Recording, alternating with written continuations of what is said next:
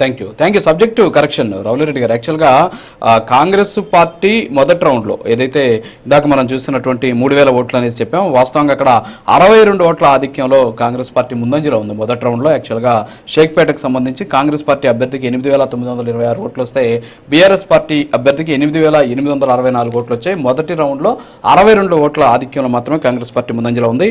So మనకు కుమార్ లైవ్లో ఉన్నారు, ఒకసారి కుమార్తో మాట్లాడదాం. కుమార్, ఏంటి అసలు ఓవరాల్గా చూస్తే బొటాబొటీగా రెండింటి మధ్య కూడా అటు కాంగ్రెస్ అలాగే బీఆర్ఎస్ మధ్య పోటీ తీవ్రంగా సాగుతూ ఉన్నటువంటి పరిస్థితి.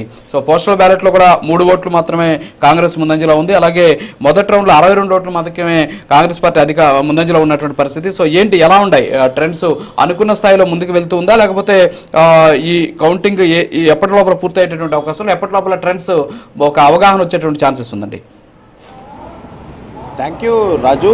మొత్తానికి జూబ్లీ హిల్స్లోని ఏదైతే బైపోల్ ఎలక్షన్కి సంబంధించి ఓటింగ్ అంటే ప్రక్రియ అయితే కొనసాగుతుంది. ముఖ్యంగా ఓటింగ్ ప్రక్రియ పూర్తయింది, ప్రస్తుతం కౌంటింగ్ ప్రక్రియ అయితే కొనసాగుతుంది. ఈరోజు ఉదయం 8 గంటల నుంచే ఈ కౌంటింగ్ ప్రక్రియ అయితే ప్రారంభమైంది.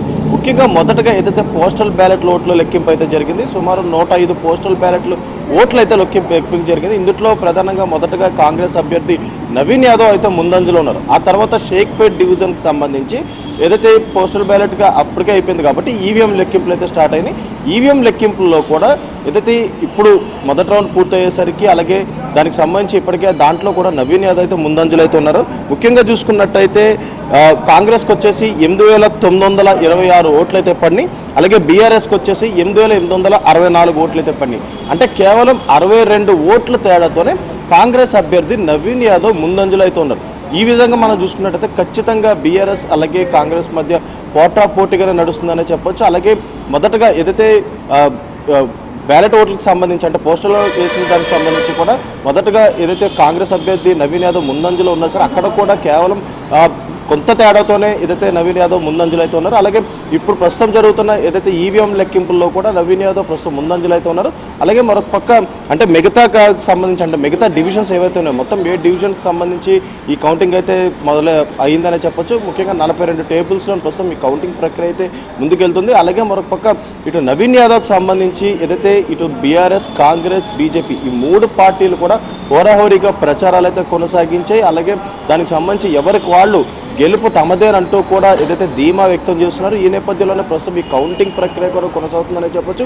అలాగే మరొక పక్క చూసుకున్నట్టయితే ప్రస్తుతం రెండో రౌండ్ వచ్చేసి షేక్పేట్, ఎర్రగడ్డ అలాగే వెంగళరావు ఈ 3కి సంబంధించి 42 బూతుల్లోనైతే లెక్కింపులు అయితే కొనసాగుతాయి. అలాగే మూడో రౌండ్ వచ్చేసి ఎర్రగడ్డ, వెంగళరావు, రెహమత్ నగర్ వీటన్నిటికీ ఏదైతే కౌంటింగ్ అయితే ప్రక్రియ ముందుకెళ్తుంది. అలాగే 4, 5 రౌండ్లు వచ్చేసి రెహమత్ నగర్, వెంగళరావు డివిజన్లో అయితే జరుగుతుంది. అలాగే ఆ తర్వాత 6, 7 రౌండ్లు వచ్చేసి వెంగళరావు నగర్, యూసఫ్ గూడ అలాగే సోమాజిగూడ వీటన్నిటికి సంబంధించి కౌంటింగ్ అయితే మొదలవుతుంది. అలాగే 8, 9 రౌండ్లు వచ్చేసి సోమాజిగూడ, ఎర్రగడ్డ, బోరబండ. అలాగే 10వ రౌండ్ వచ్చేసి ఎర్రగడ్డలో సంబంధించి 29 బూత్లకు సంబంధించి కూడా ఏదైతే కౌంటింగ్ అయితే జరుగుతుంది.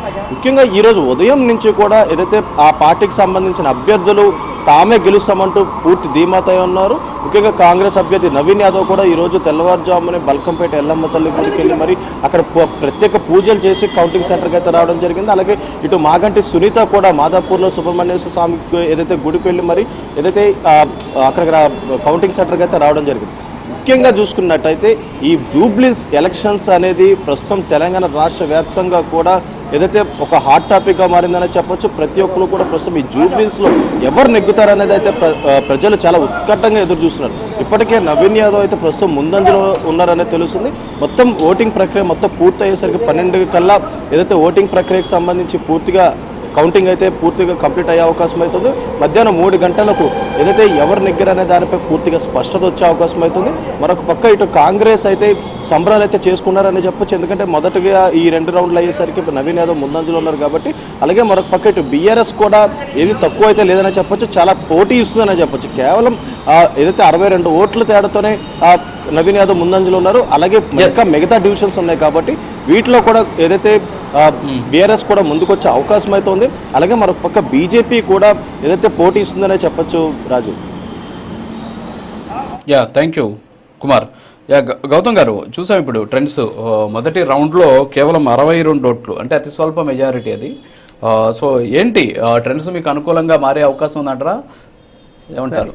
మేమేమనుకుంటున్నామంటే అంటే డివిజన్ వారీగా మనం పోతూ ఉన్నప్పుడు అది మాకు అనుకూలంగా వస్తుందని చెప్పేసి మేము అనుకుంటున్నాం. ఎందుకనంటే సైలెంట్ ఓటింగ్ మాకు జరిగింది, ఖచ్చితంగా మాకు అనుకూలంగా ఉంది, ప్రజానాడి మాకు అనుకూలంగా ఉందని చెప్పేసి అయితే మేము